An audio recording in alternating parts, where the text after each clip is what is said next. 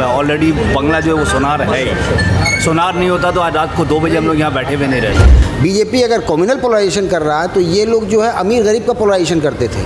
CPM गरीब को गरीब करके रखती थी ताकि वो रूल करती रहे, और जब वो गरीब जागा, उसको भी अमीर बनने की लालसा हुई, तो आज सीपीएम चली गई। आप पर्सनली क्या कम्युनल पॉलिटिक्स के समर्थक हैं? 1% भी नहीं तो है। फिर आपको क्या लगता है कि इन दोनों को हटा के विकल्प कौन है? विकल्प अभी फिलहाल नजर नहीं आ रहा है। तो फिर किसको चुनेंगे? हम तो वामपंथ को चाहते हैं फिर से। ये दोनों जो पार्टियां हैं, सीपीएम, ये टीएमसी एंड बीजेपी, ये दोनों एक ही थाली के चट्टे बट्टे हैं। दरअसल बंगाल को कोई अगर पुरसुकून माहौल में रख सकता है और रखा था तो वो सिर्फ और सिर्फ सुकून में रखा था। सीपीएम में नया को आगे नहीं बढ़ाया गया। जवान नया लड़कों को आगे नहीं बढ़ने दिया गया।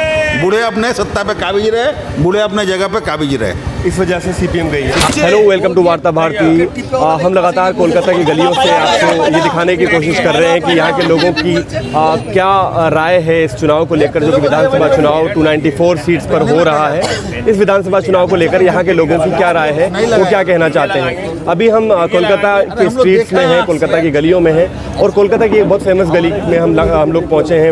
भवानीपुर ये इलाका है, और इस इलाके की खास बात यह है कि हर वक्त चलता रहता है, हर वक्त जारी रहता है, हर वक्त यहाँ लोगों की भीड़ रहती है और लोगों की आवाजाही जारी रहती है। इन दिनों इन सड़कों की जो चहलकदमी है, इन सड़कों में जो लोग हैं, उनकी आवाजाही ज़्यादा बढ़ गई है। पहले शायद यहाँ पर लोग आते थे, पान खाते थे और चले जाते थे, लेकिन अब यहाँ पर लोग रुकते हैं, रुककर बातचीत करते हैं। बातचीत सियासी होती है, राजनीतिक होती है, चर्चाएँ होती हैं कि किसकी सरकार आएगी, किसकी सरकार जाएगी, क्या होने वाला है यहाँ पर।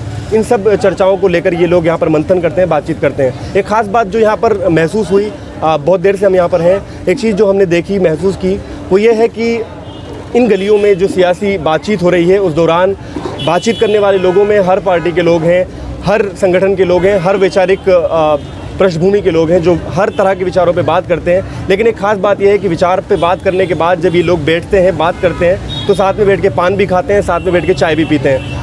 भारत की सियासत को इसी तरह के एक मिलाप की, इस तरह के एक मेल मुटाव की ज़रूरत है कि यहाँ पर इस तरह की एक चर्चा चलती है। हमारे साथ बहुत सारे लोग यहाँ पर हैं, अलग अलग लोगों से अलग अलग विषयों पर हम बात करेंगे, और जिन सवालों को हम पिछले 2 दिन से लोगों से पूछ रहे हैं, उन्हीं सवालों पर हम यहाँ पर बात करने की कोशिश करेंगे।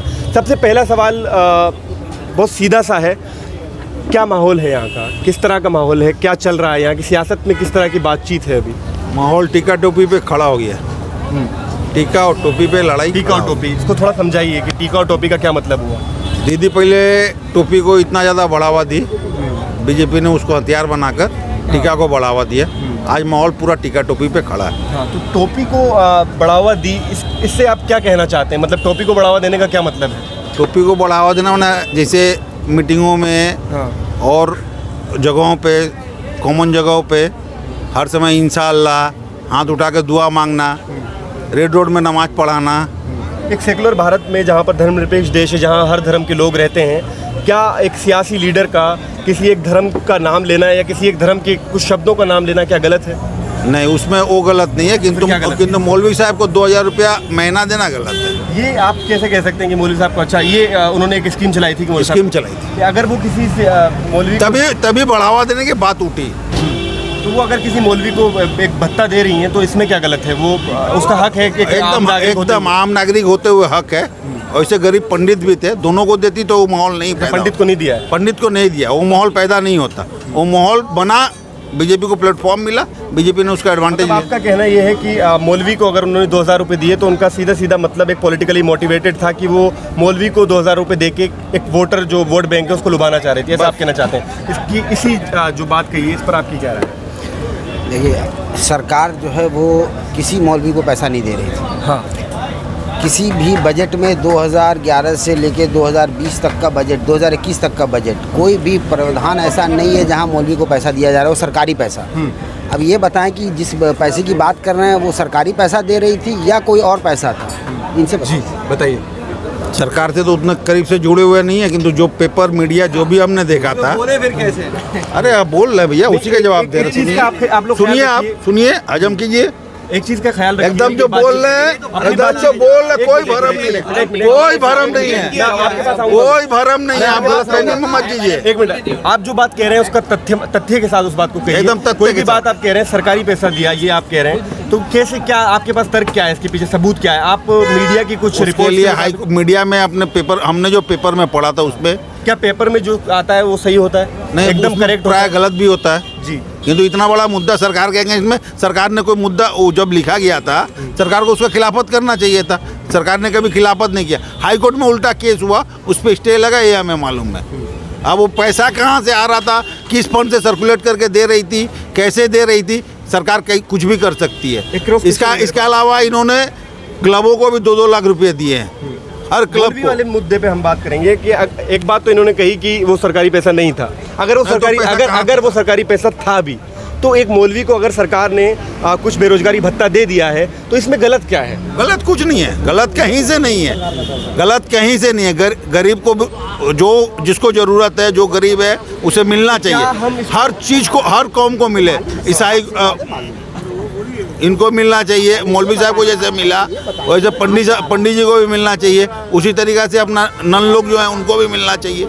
ऐसा नहीं हुआ, उन सबको मिलना चाहिए, आपके सबको मिलना चाहिए, अगर मिले तो सबको मिलना चाहिए। पंडित लोगों को स्पेशली सरकार अपने बजटरी प्रोविज़न में पैसा दे रही है। मौलवी और जो मौज़िन का जो पैसा था वो सरकार के बजटरी प्रोविज़न में नहीं था, सरकार के किसी फाइनेंस बिल में नहीं है। 2011 से लेकर 2021 तक पंडित लोगों को जो पैसा दिया गया वो बजटरी प्रोविज़न में, आप फाइनेंस बिल उठा के देख लीजिए, 2017 के बाद का फाइनेंस बिल देख लीजिए, हर बिल में। अब इनको ये नहीं मालूम है, मैं बता दूं कहाँ से पैसा आया। जो वक्फ बोर्ड है, वक्फ बोर्ड का एक अपना सोर्स ऑफ इनकम है जो रॉयल्टी एंड रेंटल है। सरकार ने ये प्रोविज़न दिया कि वक्फ बोर्ड का जो पैसा है, इसमें से जो ये पैसा आपके पास जमा हो रहा है उस प्रॉपर्टी के अगेंस्ट, इसको अगर दिया जाए तो कोई इशू नहीं होना चाहिए, क्योंकि सरकार का पैसा नहीं था वो, ये पैसा बेसिकली वक्फ बोर्ड का पैसा है, ये बजटरी प्रोविज़न नहीं है। ये भरम फैलाया गया, और ये भरम इसलिए फैला क्योंकि जो बीजेपी जो पार्टी है और जिस तरीके से ये लोग हाइप क्रिएट करते हैं माइनॉरिटी अपीजमेंट का। वक्फ बोर्ड का मतलब समझते हैं आप?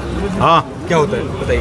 वक्फ बोर्ड जो संपत्ति होती है मुस्लिम, जो अल्लाह के नाम पे होता है, ऐसा कुछ किस्सा है। ठीक है, ये थोड़ा थोड़ा आप इसको समझे हैं, मैं आपको वक्फ बोर्ड का मतलब समझा देता हूँ। वक्फ बोर्ड का मतलब होता है एक ऐसा समूह जो अपनी कम्युनिटी के उत्थान के लिए काम करता है, इनका कहना है, और वो सरकार से कहीं ना कहीं कनेक्टेड होता है। अगर वक्फ बोर्ड ने मौलवीज़ को 2-2 हज़ार रुपये दे दिए तो क्या गलत किया? वक्फ बोर्ड दिया, वक्फ बोर्ड को प्रचार करना चाहिए था। प्रचार दीदी ने खुद अपने बैनर में किया था, अपने पोस्टर में किया था, अपने हर चीज़ में किया था। एक बात जो हम समझने की कोशिश कर रहे हैं यहाँ पर, एक पहली जब बातचीत शुरू हुई है तो पहला मुद्दा यहाँ पे ये उठा है कि टीका और टोपी का जो एक मुद्दा यहाँ पर लगातार चलता आ रहा है। यहाँ की सियासत में एक बात कही जाती थी कि कम्युनलिज्म कहीं तक भी दूर दूर तक नहीं है।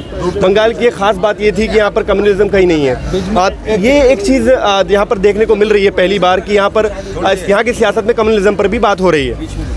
मैं आपसे एक चीज़ जानना चाहूँगा कि मुझे एक बात एक तो क्लियर करना है भाई साहब, आपको भी शायद इसमें थोड़ा जानकारी शायद कुछ कम हो सकता है, मैं इसलिए आपको थोड़ा इनलाइटन करना चाहता हूँ। ये साहब ने बोला वाकफ़ का पैसा वहाँ दिया जाता है, वो साहब ने पूछा वाकफ़ का कुछ बात किया। एक्चुअली वाकफ़ में जो पैसा रहता है वो मिनिस्ट्री ऑफ माइनॉरिटीज़ का अंडर में रहता है वक्फ बोर्ड। वक्फ बोर्ड में जो पैसा जो रहता है वो जो वाकफ़ में जो प्रॉपर्टी दिया जाता है वो औलाद का नाम में दिया जाता है। एक परसेंटेज आपको वक्फ बोर्ड में उसका दिया जाता है।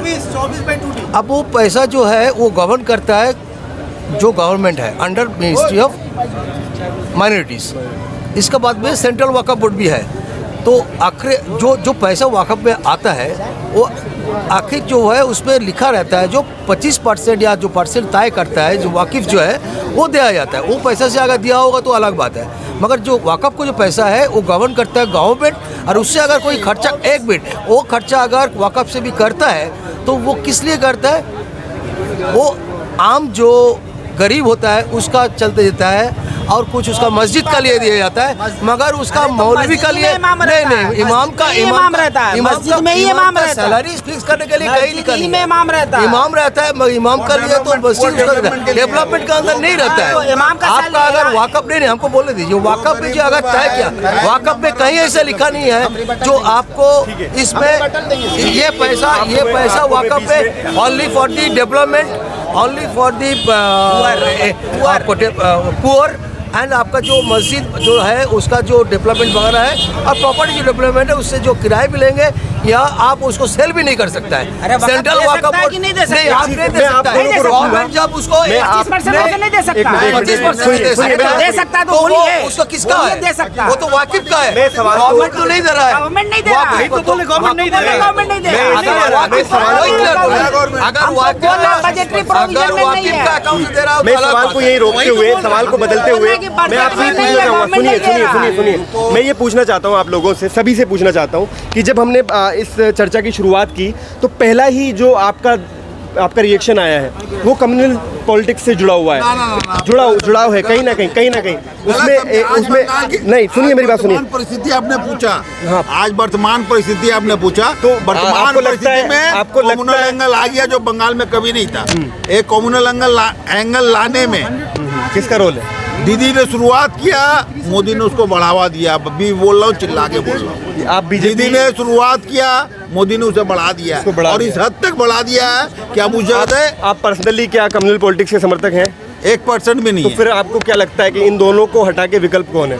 विकल्प अभी फिलहाल नजर नहीं आ रहा है। तो फिर किसको चुनेंगे? हम तो वामपंथ को चाहते हैं फिर से। वामपंथ को फिर से चाहते हैं, आप किसे चाहते हैं? नहीं, हमारा जो रूलिंग गवर्नमेंट एकदम फर्स्ट क्लास है। टीएमसी को आप चाहते हैं। एक जो सवाल यहाँ चल रहा है कम्युनल पॉलिटिक्स को लेके कि इनका कहना है कि कम्युनल पॉलिटिक्स जो है वो दोनों ही पार्टी टीएमसी और बीजेपी दोनों ही करती हैं, विकल्प ये लोग कम्युनिस्ट पार्टी को भी नहीं मान रहे हैं, आपका क्या मानना है?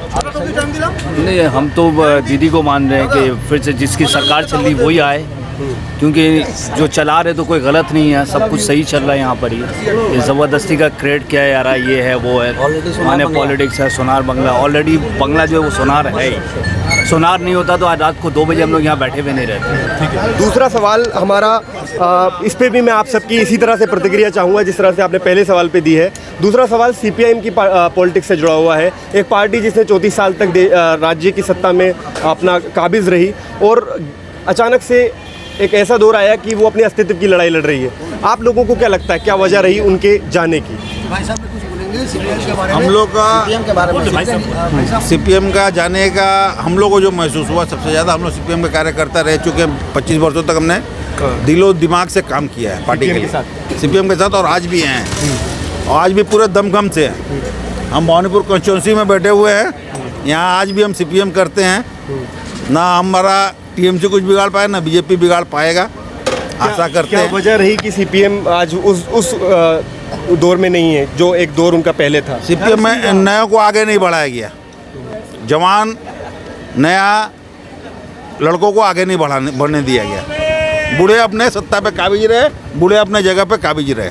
इस वजह से सीपीएम गई है। सीपीएम आपको का क्या एक वजह मात्र लगती है? रही है। सीपीएम के बारे में उनसे इनको मैं आ रहा हूँ धीरे धीरे सबके पास। हम लोग लोकल समर्थक हूँ, नेता आदमी है, नेता। सीपीएम गई है, गए हुए 10 साल हो गया, अब क्या बात करना है? नहीं, अब इसलिए हम बात कर रहे हैं क्योंकि एक बार फिर से जो राज्य की सत्ता है, राज्य की सियासत है, वहाँ पर सीपीएम कहीं ना कहीं चर्चा का इस विषय साल बना हुआ रहेंगे है। सर हम लोग सरकार में। देखिए एक बात बता, इस साल रहेंगे। सीपीएम को गए हुए 10 साल हो गया है।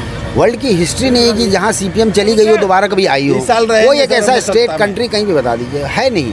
वो जो जा चुका है वो पास्ट इस हिस्ट्री। साल सत्ता में आएंगे यहाँ हम। पे कोई सीन नहीं, कोई सीन ऐसा सीन नहीं, नहीं। कोई सीन नहीं। कोई सीन नहीं है कि सीपीएम वापस आएगा। इस साल सत्ता में हम खुद रहेंगे। सीपीएम की पॉलिटिक्स पे हम बात कर रहे हैं। ये दोनों जो पार्टियां हैं सीपीएम, ये टीएमसी एंड बीजेपी, ये दोनों एक ही थाली के चट्टे बट्टे हैं। दरअसल बंगाल को कोई अगर पुरसुकून माहौल में रख सकता है और रखा था तो वो सिर्फ और सिर्फ सुकून में रखा था, कोई CPIM डेवलपमेंट में तो नहीं रखा था। सीपीआईएम। जहाँ तक के सवाल डेवलपमेंट का है, आपने भी एक सवाल किया कि सीपीएम कैसे चला गया। वो इतना आसान बात नहीं कि बहुत से बुजुर्ग लोग रह गए, यंग जनरेशन को नहीं लाया। सीपीआईएम के खिलाफ में बहुत कड़ी साजिश की गई, इंटरनेशनली और नेशनली, और तमाम दिल्ली और यहाँ की सरकार ने मिलकर सबसे पहले कहा कि अगर ये लोग रहेंगे अगर ये लोग रहेंगे तो खाने कमाने का कोई जरिया नहीं बन पाएगा।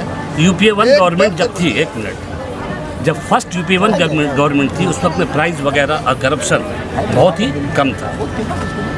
और इन लोगों ने देखा, और जो 5 निकाती प्रोग्राम, इंग्लिश में क्या बोलेंगे, 5 साल जो प्रोग्राम होता है, पंचवर्षीय योजना, हाँ, पंचवर्षीय योजना जो इंटरनेशनली था, वो लोग उतना फ़ायदा यहाँ से नहीं उठा पाए। तो अब इन लोगों ने कहा कि पहले तो जो लोग कमाने नहीं दे रहे हैं पूंजीपतियों को, इनको पहले धक्का मार के हटाओ, इनको हटा दो, फिर हम लोग आपस में लड़ते रहेंगे, ज़रूरत पड़े तो आपस में हिस्सा भी बांट लेंगे। यही एक वजह है सीपीएम की चले जाने। That's it. देखिए, आप ये माहौल में आज बैठे हैं, अभी सत्ता का जो बात कर रहे हैं, जो स्ट्रॉन्ग जो अपोजिशन है या जो इसमें इधर सत्ता में है, जो भाई साहब ने बताया अभी सीपीएम के बारे में, टीएमसी और बीजेपी जो एक कॉइन का अलग है। अब अगर सीपीएम को रिकलेक्ट करेंगे, ये लोग भी सीपीएम का दिन देखा है, उसका भी चर्चा किया, मगर एक बात है, जो अभी इतना करप्शन जो भाई साहब ने बोला, सारा देश में जो पार्टी में 2 पार्टी 3 पार्टी जो भी पार्टी है, करप्शन का बात करते हैं। हम लोग परेशान है उसमें, जो कितना पैसा कौन लेके विदेश चला गया, क्या क्या नहीं किया। मगर आप एक बताइए, मैं आपका कैमरा एक भी सारा इंडिया में सीपीआईएम का या सीपीएम का कोई भी एक लीडर के बारे में आप कोई करप्शन बता दीजिए। आप उसका काम का जो है उसका आप चर्चा कर सकता है। जो स्टूडेंट फेडरेशन है, नहीं करता है, स्मगलिंग कर रहा है। नहीं, जोर मत कीजिए, नहीं, वो सब बात मत कीजिएगा। जो है कौन नेता को, आज कौन नेता को आप देखिए, आप 34 साल में जो यहाँ का जो जनरेशन बात किया है, आप बोलिए स्टूडेंट जो है, मूवमेंट जो है, कहाँ का है, कैसे किया है। आप एसएफआई की बात कीजिए, डीयूएफआई की बात कीजिए, देखिएगा जो जहाँ जितना यूनिवर्सिटी में दिखिएगा, अगर जेएनयू में दिखिएगा, हर जो लीडर निकले हैं जो है सब भी वामपंथी संप्रदाय। आप वो विचारधारा में अभी भी अगर ये जो तृणमूल साहब ने कर रहे हैं, आप सीपीएम की बात कर रहे हैं, केरला की पॉलिटिक्स में हम भी स्टूडेंट रहे हैं, जामिया के स्टूडेंट रहे हैं। एक बात एसएफआई को लेकर लगातार कही जाती रही कि एसएफआई वायलेंस करती है, और सीपीएम की जो सरकार है केरला में कम्युनिस्ट पार्टीज़ की, वहाँ भी वायलेंस बहुत ज़्यादा होता है, और जहाँ भी सीपीएम सत्ता में रहती है वहाँ वायलेंस की खबरें आती हैं। तो इसका क्या सरासर झूठ है। ये आप कहा जाता है, आप बिलोंग करते हैं बोले हैं। अब एक भी इंस्टेंस दिखाइए, अगर आप स्टूडेंट फेडरेशन उधर किया है, केरला में किया है या जेएनयू में किया है, आप बोलिए उधर का कौन इंस्टेंस जो है जंगीपना करता है। स्टूडेंट जो है वो लोग ऑल स्कॉलर निकलते हैं, और वहाँ से जो अगर आप श्रमिक का नहीं समझ पा रही है, ये आप हम मुझे समझा रहे हैं। समझे है जनता। अगर बंगाल का बात कीजिएगा, 10 साल से नहीं समझा, 34 साल चला है, रिकॉर्ड किया, वर्ल्ड रिकॉर्ड किया जनता। आप भी का बात कर रहा है, 34 साल बहुत अच्छा आदमी, जो इंटेलेक्चुअल आदमी, आम जनता, श्रमिक जो है, चासी जो है, वर्ल्ड जो है, सब मान चुका है। 34 साल यहाँ राज किया, मतलब बड़ा शांति से। अगर आप इंदिरा गांधी का टाइम में आप पूछिएगा, जो उसका हत्या के बारे में जो हुआ था, जो कांड हुआ था सारा देश में, अगर आप ये कलकत्ता में, ये भाई सब लोग रहा था, जो कलकत्ता में कैसे सीपीएम गवर्नमेंट वो उस टाइम में कैसे ये टैकल किया था, पुलिस उसका मूवमेंट नहीं था। यहाँ हर चीज में पुलिस जाके दंगा करता है, मारता है, कोई भी मूवमेंट को बंद करता है। नहीं, ये लोग इसी सवाल को बरकरार रखते हुए एक क्रॉस क्वेश्चन आपसे करूंगा कि सीपीएम की जब बात हो रही है, आज जादवपुर यूनिवर्सिटी में हम दोपहर में थे, जादवपुर यूनिवर्सिटी के स्टूडेंट से हमारी बात हुई और हमने पूछा कि सीपीएम के जाने का क्या वजह रहा। उन्होंने बताया, वहाँ के छात्रों ने बताया, आप जानते हैं कि जादवपुर यूनिवर्सिटी सीपीआईएम का एसएफआई का गढ़ है, वहाँ पर एसएफआई के अलावा कोई भी यूनियन में नहीं आता है। वहाँ के छात्रों ने हमें बताया कि सीपीआईएम के अंदर जो पॉलिटिक्स, पार्टी पॉलिटिक्स है, उसमें कुछ लोगों के डोमिनेंट हो जाने की वजह से, कुछ अपॉर्चुनिस्ट लोगों के पार्टी में शामिल हो जाने की वजह से, जनता की जो आम मजदूर लोग थे जिनके नाम पर सीपीआईएम सियासत करती है, उनकी ज़मीनें छीन लिए जाने के मुद्दे की वजह से, इन 3-4 मुद्दों को मिलाकर सीपीआईएम सत्ता से बेदखल कर दी गई और आज वापस नहीं हो पा रही है। आपके सारे सवालों का पहले सवाल आपका जब हमने मनोज भैया से पूछा था कि रीज़न क्या था, ये स्टेटमेंट हमारी नहीं थी। 2012 के इंडिया टुडे के आर्टिकल उठाकर देख लीजिए, जहाँ पे माने ex chief minister Buddhadeb Bhattacharya का स्टेटमेंट है कि सीपीएम सत्ता से गई है जस्ट बिकॉज ऑफ करप्शन। मेरी स्टेटमेंट नहीं है, बुद्धदेव भट्टाचार्य की स्टेटमेंट है।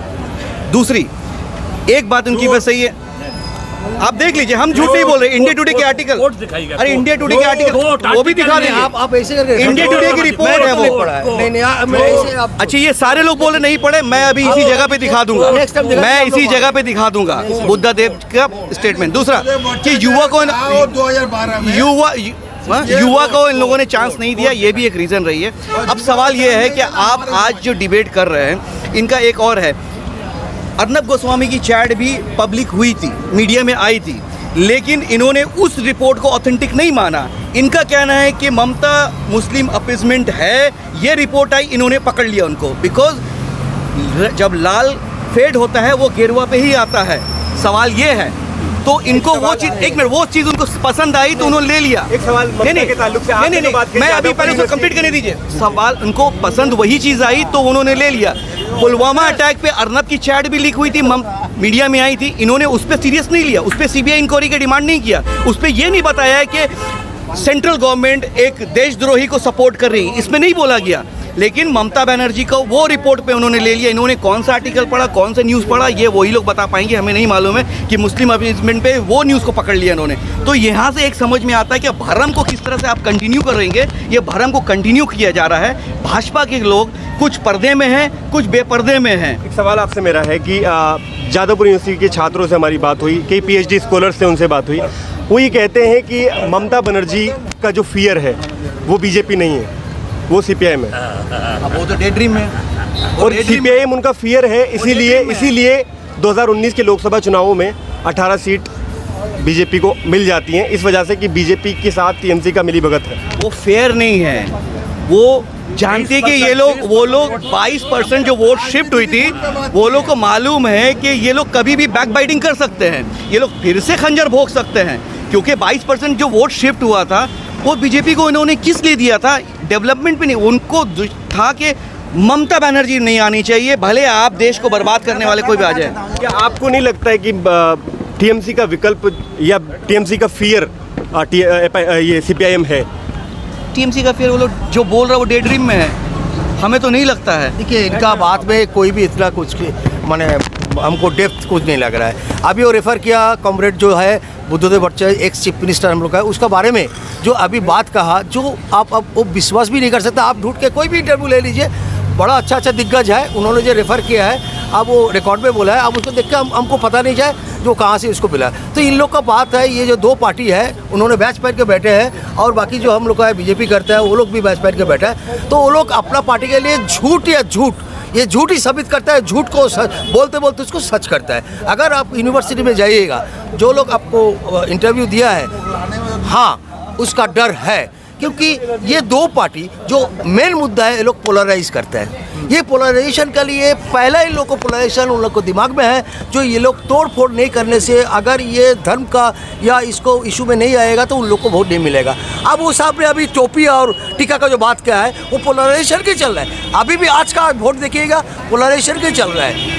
तो पोलराइजेशन के लिए सीपीएम कभी ऐसे पोलराइज नहीं किया था, ठीक है। उनका मूवमेंट, उनका जो आइडियोलॉजी उनका है कभी नहीं था। ये जो कलकत्ता, ये जो पश्चिम बंगाल बड़ा शांति में था। अगर उसका आप समालोचना करने चाहते हैं, काफ़ी चीज़ है आप समालोचना कर सकते हैं। जो अभी का जो यंग जनरेशन वो भी समालोचना कर सकते हैं कि उन्होंने बताया जो यंग लोग को आगे नहीं बढ़ाया, हो सकता है उसका आप डिबेट कर सकते हैं। मगर आप उसको, आप अगर आप सिंगूर से आप उसको हटाने के लिए आप जो कृषि मूवमेंट जो किया था, छीनने का जो बात किया था, जो कृषक लोग का आप वापस देने का बात किया था, वो अब बात आप कैसे उसको निभाया? अब वो सत्ता से आप उसको, लड़ाई से आप उसको आदमी को सब उसका माथा घुमा के आप पूरा एकदम विरोधी पक्ष बन के आपको सत्ता में आदमी लेके आया। तो अभी जो सिंगूर का आप माथा ठोक रहे हैं। हम आदमी जो टीएमसी करता है, जो भी करता, पूछ लीजिए, जो आज अगर टाटा इधर होता या इधर आज अगर होता, बंद हो गया। एक मिनट, टाटा का आज भी टाटा का देखिए, अभी भी इधर है, मगर नहीं, वो जो अभी जो आपको वापस दिया गया है, जो जमीन वापस दिया गया, अब बोलिए जमीन में क्या करेगा? जो दो फसली जमीन है वो कृषक लोग उसको क्या करेंगे? क्या दिया गया?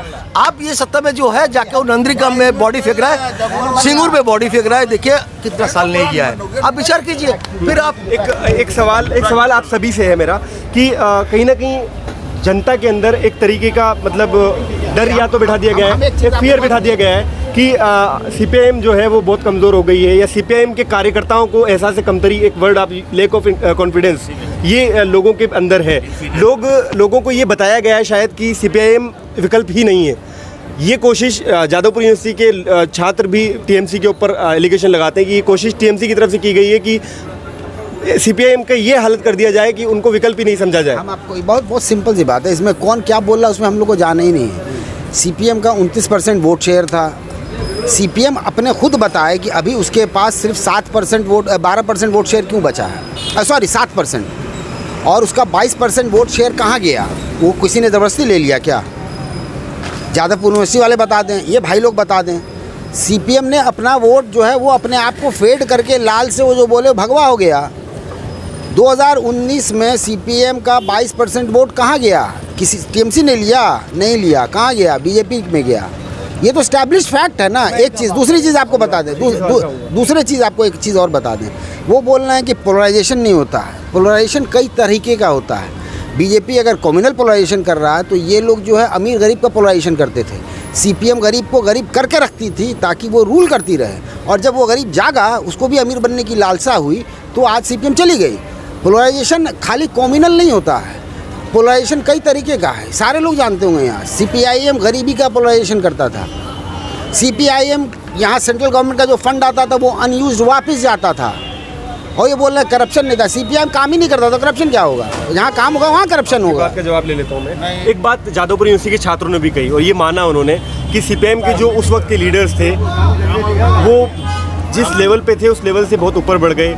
उनके पास पैसा बहुत ज़्यादा हो गया, उनका घर बड़ा बड़ा बंगला बन गया। तो जो गरीबी उस वक्त थी, जादवपुर यूनिवर्सिटी के कई लीडर्स उन्होंने ये जिक्र किया। उन्होंने कहा कई लीडर्स, थोड़ी तरफदार और लखन सेठ, ये दो आदमी को छोड़ के, एक मिनट, किस लीडर का बंगला बना है? एक लीडर का नाम बताइए। उन लोगों ने ये कहा कि एक लीडर, अरे अभी नहीं कह रही तो वर्तो बनर्जी निकल के आया। एक लीडर, ऐसे नहीं बना। एक लीडर का नाम वर्तो बनर्जी कहाँ का इस था? सवाल का जवाब दीजिए। वर्तो बनर्जी कहाँ का था? कौन सा? वर्तो बनर्जी तो बहुत बात में। अरे तो सीपीएम का था ना।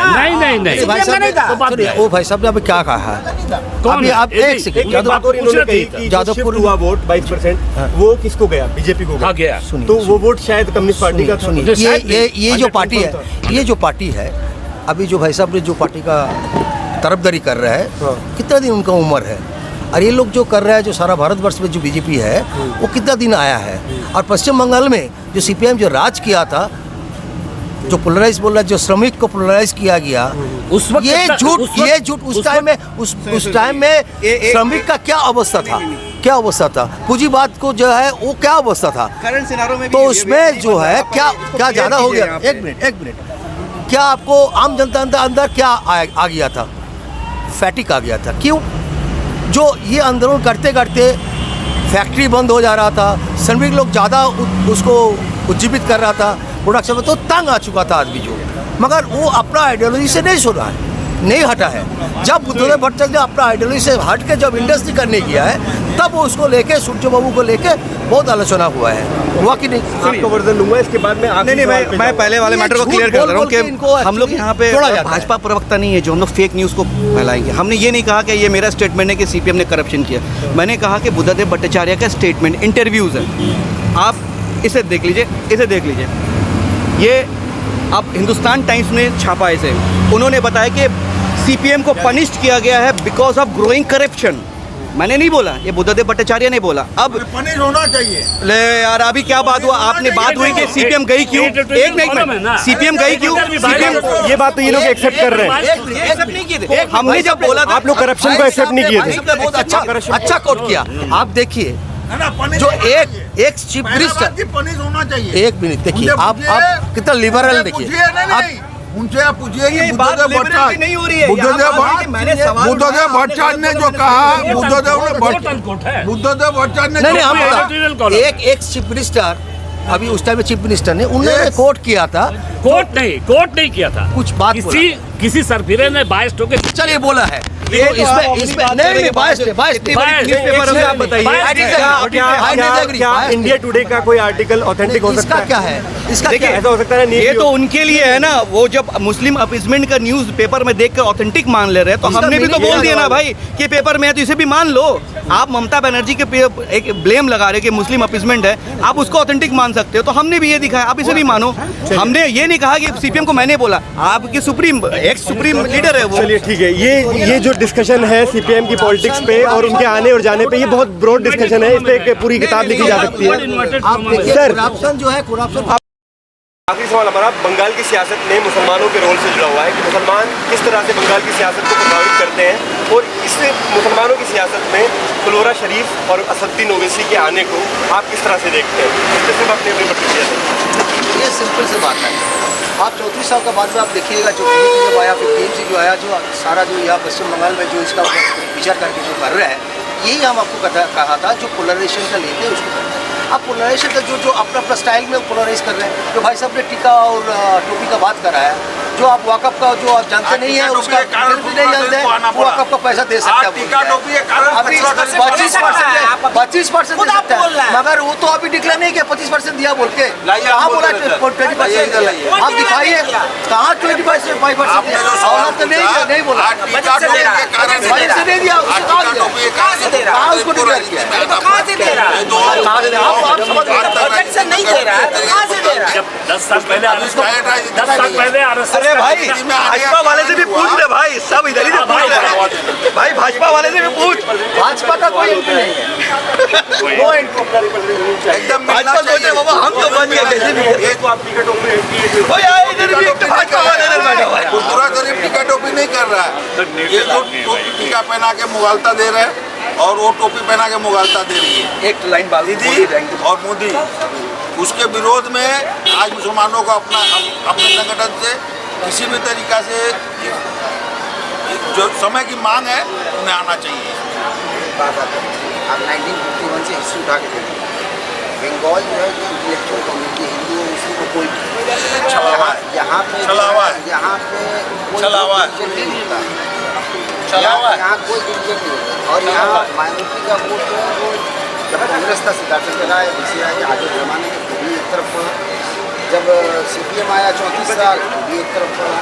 अभी टीएमसी को जब तक के कोई मुसलमानों को परेशानी नहीं, आज टीएमसी से मुसलमानों को परेशानी नहीं, जिसकी परेशानी होगी उसको 34 साल में सीपीएम गया, वैसे टीएमसी चला जाए। यहाँ का वोट कभी डिवीजन नहीं था, ये वाहिद एक इसका मतलब भाई साहब बोल रहे हैं, भाई साहब बोल रहे हैं, इसका मतलब भाई साहब बोल रहे हैं कि जब भी मुसलमानों को प्रॉब्लम होगा यहाँ सत्ता बदल दी जाएगी। गलत कमेंट दे रहे हैं, गलत कमेंट दे रहे हैं, गलत कमेंट दे रहे हैं, गलत कमेंट दे रहे हैं। समझने वाला जगह ही नहीं है। आप यहाँ पे पहली बात उठा रहे हैं, वो समझने बिल्कुल गलत वही कह रहे हैं कि आपको यही उनका माइंडसेट है, माइंडसेट उनका यही है। जब आपने कहा जब प्रॉब्लम होगा मुसलमान लोग को तब है, जब चाहेंगे सत्ता बदल देंगे। जब आप इस नैरेटिव पे बात करेंगे तो क्या ये नैरेटिव टीएमसी का नैरेटिव है? पहले ये लोग बोल रहे हैं, पहले ये लोग बोल रहे हैं, पहले ये लोग बोल रहे हैं। भाई साहब का कहना है ये लोग बोल रहे हैं। अब हम आपको क्या बात हो रही थी वो समझ। ये एक्चुअली हम आपको अगर मुसलमानों को प्रॉब्लम होगा, एक तरफ वोट पड़ता है, जो सरकार से प्रॉब्लम होगा वोट दूसरी तरफ हम डालेंगे। हम अभी भी यही बात बोल रहे हैं, कांग्रेस में भी डाले थे, सीपीएम में भी डाले थे, टीएमसी में भी डालेंगे। और मैं पूरे हिंदुस्तान के मुसलमानों को कहूँगा कि एक तरफ वोट डालो, पार्टी की ज़रूरत नहीं है, फुरपुरा शरीफ की ज़रूरत नहीं है, ओवैसी की ज़रूरत नहीं है, वोट एक तरफ डालो, वोट एक तरफ डालो। और हमारा अगर हमारा पहले दिल्ली से आता था, बिहार से चालू होगा। ये लो पहले फतवा दिल्ली से आता था, अब यहाँ से चालू आपको बंगाल कॉमनलाइज नहीं होगा। ये जो बोले ना वक्त की मांग अगर तभी होगा ना कि आप जिस राज्य में राज्य कर रहे हैं उसकी रिपोर्ट कार्ड दे दीजिए, हम वक्त की मांग को आपको एक्सेप्ट कर लेंगे। आप जिस राज्य में रूल कर रहे हैं वहाँ तो आप संतुष्ट नहीं कर पाए जनता को, आप बंगाल को क्या संतुष्ट करने की मांग करें। और उन जो बोल रहे हैं कि वक्त की मांग नहीं है, ये ममता सरकार बार ममता सरकार, ये बार ममता सरकार 2 मई बंगाल की बेटी जीत गई, ये लिख लीजिए। ये भरम लाल और गेरुआ मिलकर फैला रहे हैं, ये भरम फैलाने दीजिए। 2 मई बंगाल की बेटी जीत गई। खास बात जो हमने देखी है यहाँ बातचीत करने के दौरान यहाँ जो बातचीत हो रही है बहुत इंटेलेक्चुअल बातचीत है, बहुत तर्कशील बातचीत है, बहुत वैचारिक बातचीत है। आखिरी सवाल मेरा यही मुसलमानों की पॉलिटिक्स से जुड़ा हुआ है। ओवैसी को लेकर हमने अलग अलग जगह सवाल किए और अभी तक उन्होंने अपना कैंडिडेट डिक्लेयर नहीं किए कैंडिडेट। हमारा कैंडिडेट एक सवाल ये है कि उनको क्यों आप रिप्रेजेंटेशन लेने के मुकाबले में उनको क्यों ये कहा जाता है बार बार कि वो बी टीम है बीजेपी की? क्या उनको चुनाव लड़ने का अधिकार नहीं है किसी भी सीट से? आप बोले आप बोल लीजिए, हम बोल एक एक करके बोलेंगे तो बहुत अच्छा हाँ, रहेगा। पहले इनको बोल लीजिए, बीच में कूदते बोलते हैं। हाँ, हम कूदे, गलत बोलिए, कूदेंगे। बताइए। बंगाल में बी टीम बीजेपी की एकमात्र ममता बनर्जी है और दूसरा कोई नहीं है। हाथ पकड़ के आई थी, हाथ पकड़ के चल रही है और साथ में चलेगी।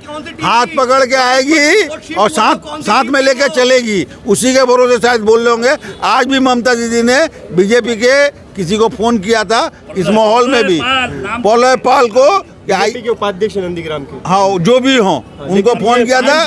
टीएमसी का वर्जन ये है कि उन्होंने कॉल किया था। नहीं ठीक है, उन्होंने किया था दीदी ने, उन्होंने किया था और दीदी ने उतना रिस्पांस दिया था। दीदी ने उतना रिस्पांस दिया था कि आप आ जाओ। तो माहौल ऐसा नहीं है कि ऐसा आज ओवैसी जी आए यहाँ, अगर मुस्लिम अपना प्रतिनिधित्व खुद करे, अपने लीडर के अंतर्गत करे, हर जगह के लिए उनके लिए बेहतर होगा। चलिए, आखिरी भरोसे जीना गलत होगा।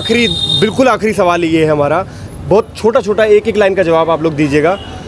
कौन जीत रहा है, बंगाल कौन जीत रहा है? 294 सीट का क्या डिवाइडेशन होगा, किसको कितनी सीटें मिल रही हैं? एक लाइन में अपना जवाब दीजिएगा प्लीज़।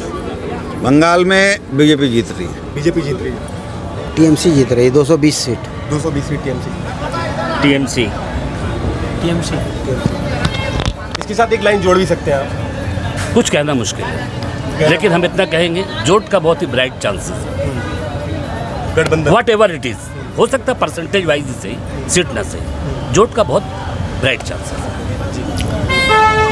आज अगर सबको आप पूछिएगा, यही बात पूछेंगे, ये आपको भी पता है, जो भाई साहब ने बताया अभी, कोई भी भाई साहब को पूछ लीजिए पश्चिम बंगाल में, कोई भी ठोक के नहीं बोल सकता है हम इसमें आएंगे।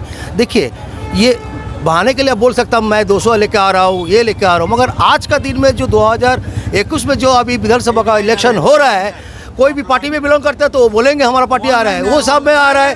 नहीं, अभी गलत बोल रहा है, कोई भी बोल नहीं सकता है, कोई बोल अभी भी मैं इसी का ऊपर कोई कमेंट नहीं कर सकता हूँ, क्योंकि ये माहौल में सुनिए फैला रहा है। ठोक कर बोल रहे 2021 221 टीएमसी, वो पार्टी को बिलोंग करता है। तो देखिए, एक सवाल हमारा है, जो बंगाल की राजनीति हुई है, ये पिछला 5 साल से धर्म पे राजनीति ज़्यादा हुई है।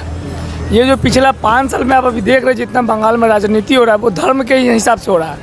आज जो बोला गया था कि बंगाल में कि इसको मिनी पाकिस्तान बना दिया जाएगा, बहुत तरह के लोग बहुत बातें बोले हैं। तो आज मैं बोलना चाहता हूँ कि अभी पहले शिक्षा यहाँ ज़रूरी था या पहले सत्ता ज़रूरी था?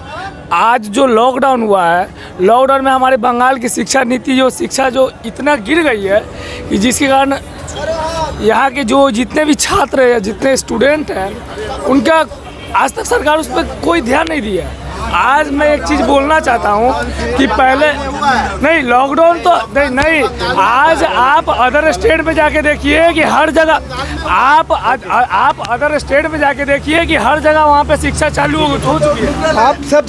आप सबसे आखिर में विदा लेते हुए एक बहुत छोटी सी बात पूछना चाहता हूँ। आप उसका बहुत छोटी सी आपकी तरफ से बोल लिए, वो बहुत छोटी सी बात पूछना चाहता हूँ। बंगाल में सियासत में किसी की भी सत्ता आए, क्या बंगाल के मिजाज पे इसका फर्क पड़ने वाला है? ये जो मिजाज है आपके साथ बैठने वाला, बीजेपी आएगी तो फर्क पड़ेगा, आपको लगता है फर्क पड़ेगा? भाई साहब, जवाब पूरा नहीं हुआ। और टीएमसी आएगी तो हिडन तरीके से। अच्छा, तब भी फर्क पड़ेगा? तब भी फर्क पड़ रहा है हिडन तरीके, मतलब जो दिलों में आपसी मोहब्बत और प्रेम भाईचारा है वो खत्म होगा, हिडन तरीके से खत्म हो चुका है। बंगाल में जो संस्कृति है, जो कॉन्फिडेंट है, जो भाईचारा आप देख रहे हैं, कोई भी पार्टी ये सत्ता में आ जाए, हमारा ये रिलेशन, जो ये संस्कृति कभी टूट नहीं सकता है। आप इसको विचार कर लीजिएगा, फिर जो भी सत्ता में आए आके देख लीजिएगा, हमारे कभी नहीं टूटेगा। ये सही है, ये संस्कृति बंगाल की है, ये इनबिल्ड है हमारे अंदर। बाहरी जितने भी आ जाए, जितने भी मंत्री आ जाए, वो गुजरात से बैठ के रिमोट कंट्रोल के साथ नहीं चला सकते। यहाँ पे बंगाल की बेटी ही राज करेगी। जिस बाहरी का मुद्दा वो कह रहे हैं, बंगाल की बेटी ने बाहरी को हिला के अपना बंगाल की बेटी का सवाल नहीं, बंगाल की बेटी ने बाहरी को मिजाज की सवाल पूछ रहा हूँ कि यहाँ क्या संस्कृति जो है वो बदलेगी, किसी की भी सत्ता है? नहीं, मन में मैल आ गया, सत्ता में कोई बदलेगी नहीं, मन में मैल आ क्या गया। आपका ये साथ बैठना टूटेगा? नहीं टूटेगा नहीं, मन में मैल आ गया, मैंने कहा ना, आपके भी मन में मेला गया है, हमारे मन में भी मैल आ गया, आपस में एकदम आ गया। मेरे मन में मैल नहीं है। आपके मन में मेला मन में मैल, टीका टोपी, मेरे मन में तो मैल नहीं। ये देखिए मैं बताऊं इनके मन में क्या मैल आ गया है। पूरे पूरे पूरे पूरे पूरे इंडिया में 4 तरह के वोटर हैं।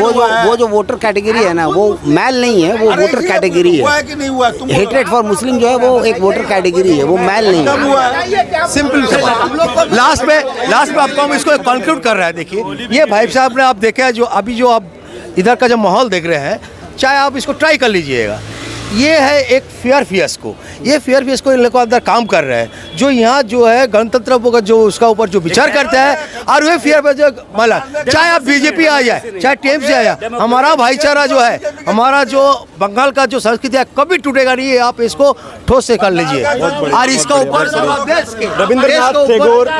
रविंद्रनाथ टैगोर और मदर टेरेसा की धरती, जिन सड़कों पर मदर टेरेसा कभी इन सड़कों पर घूमते हुए मोहब्बत का, भाईचारे का पैगाम देती थी, आज हमने जब ये सवाल यहाँ पूछा कि यहाँ की संस्कृति पर क्या इसका फ़र्क पड़ेगा, तो ये लोग उसका इनकार करते हैं कि नहीं, इन दिलों में जो प्यार है, मोहब्बत है, भाईचारा है, वो इसी तरह से बरकरार रहेगा। चाहे सत्ता में कोई भी पार्टी आ जाए, कोई भी विचारधारा यहाँ की सत्ता में काबिज हो, लेकिन प्रेम, भाईचारा, मोहब्बत उसी तरह से बरकरार रहेगा। वार्ता भारती पे इस रिपोर्ट को देखने के लिए आपका बहुत बहुत शुक्रिया। इस रिपोर्ट को जहाँ तक आप पहुँचा सकते हैं पहुँचाने की कोशिश कीजिए, शेयर कीजिए, लाइक कीजिए। शुक्रिया।